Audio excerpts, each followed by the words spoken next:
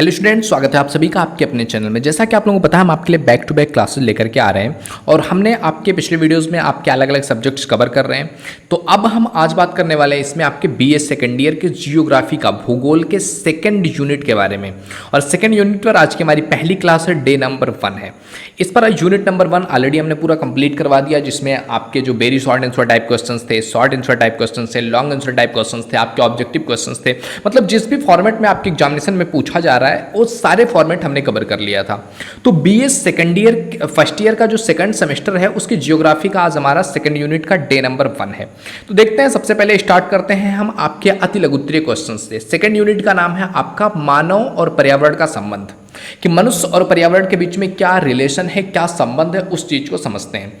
तो इससे रिलेटेड पहला जो आपका अति लघुत्तरीय क्वेश्चन आ रहा है वो कह रहा है कि मानव व वातावरण के परस्पर प्रभाव के अंतर्गत जलवायु का प्रभाव स्पष्ट करो। कि मानव और वातावरण के बीच जो प्रभाव है उसके अंतर्गत जलवायु का क्या इस पर इम्पैक्ट पड़ता है।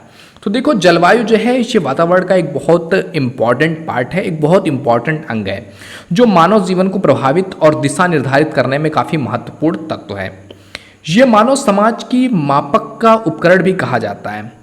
जलवायु ही मानव का वस्त्र है, आवास है, व्यवसाय है, या संपूर्ण जीवन शैली कहीं ना कहीं हमारी जलवायु पर निर्भर करती है। आप देखोगे दुनिया के जितने भी टाइप्स के हैं, तो वहाँ पर व्यक्तियों का जो व्यवहार है, उनका रहन सहन, उनका खाना पीना, उनका रहना उठना, उनका व्यवसाय, वो सारा कुछ कहीं ना कहीं उस जलवायु के अनुकूल ही होता है। क्योंकि वो व्यक्ति को अगर किसी जलवायु में सर्वाइव करना है तो उसको उसके अनुकूल ही काम करना पड़ेगा। तो ये चीज़ें होती हैं।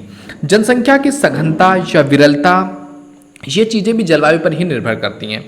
मानसूनी और शीतोष्ण जलवायु में विश्व की 98% जनसंख्या जो है वहाँ निवास करती है, और कण मरुस्थल जनसंख्या जो है वो जनसंख्या विहीन क्षेत्र बन गया है।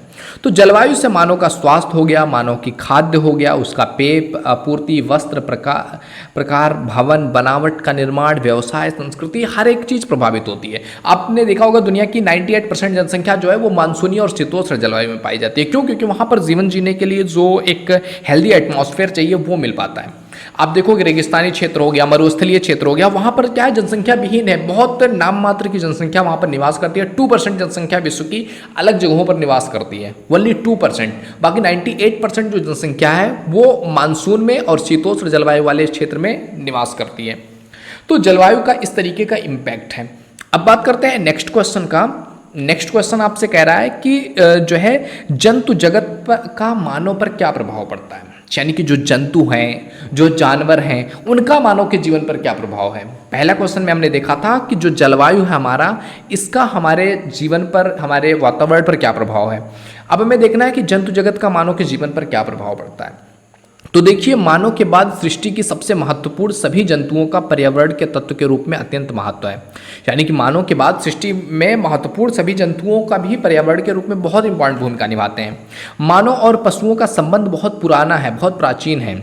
मानव ने पशुओं को के आखेट से लेकर के आज तक पशुओं के विभिन्न तरीके से उपयोग किया हुआ है। जंतु से मानव ने सिर्फ आहार वस्त्र ही ग्रहण नहीं किया है, बल्कि जंतुओं से यातायात, सुरक्षा, पर्यावरण संतुलन, इन सभी में चीज़ों में जो है जंतुओं की भूमिका देखने को मिलती है। मानव और पशुओं के सहयोग से सहजीवन, जिसको आप कह सकते हैं सिम्बायोसिस, इसके द्वारा वातावरण जो है इसका समायोजन भी होता है। तो काफ़ी इंपॉर्टेंट हो जाता है जो है जंतुओं का भी, जीव जंतुओं का जीवन भी मनुष्य के जीवन में। अब बात करते हैं अगले क्वेश्चन की। अगला क्वेश्चन जो है ये बहुत जो है अति लघुत्तरीय क्वेश्चन है, very short answer type question. अगर आपसे इस तरीके का पूछता है तो आप इस तरीके से उसका आंसर देंगे। अगला क्वेश्चन आपसे कह रहा है नियतिवाद या निश्चयवाद को जो है संक्षेप में बताना है कि नियतिवाद और निश्चयवाद क्या है।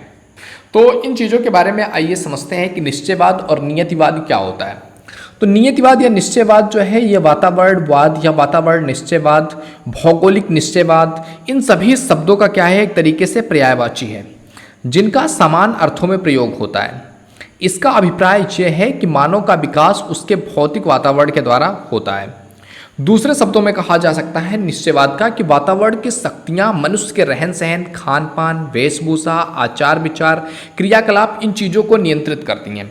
और वातावरण की शक्तियाँ नगण्य हैं, यह मानव को केवल दास हैं। ऐसी विचारधारा वाले विद्वानों को नियतिवादी कहा जाता है और उनकी विचारधारा को नियतिवाद के नाम से जाना जाता है।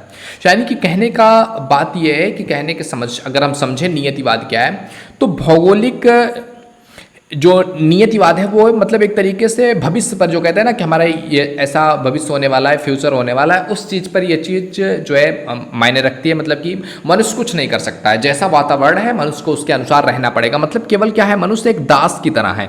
ऐसी विचारधारा को क्या कहते हैं, नियतिवादी कहते हैं। और उसकी ऐसी विचारधारा नियतवाद कहलाती है। और ऐसी विचारधारा में विश्वास रखने वाले विद्वानों को क्या कहते हैं, नियतवादी कहते हैं।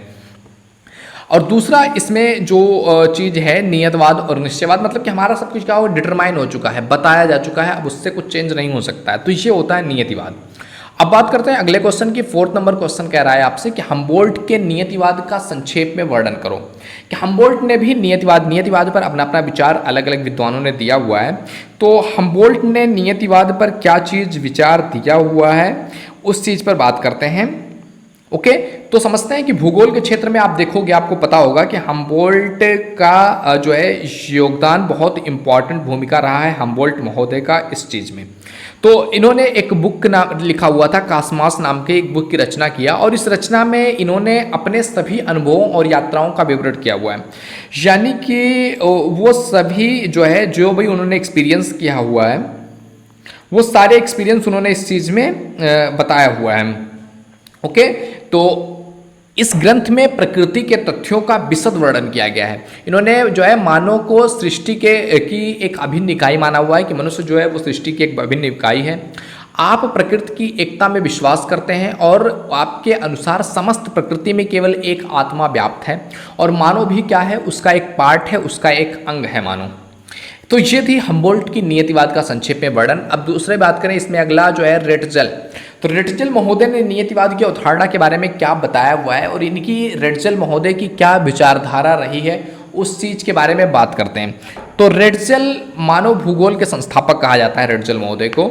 और इनका एक बहुत महत्वपूर्ण ग्रंथ रहा था एंथ्रोपोजियोग्राफी, जिससे मानव भूगोल का विकास हुआ।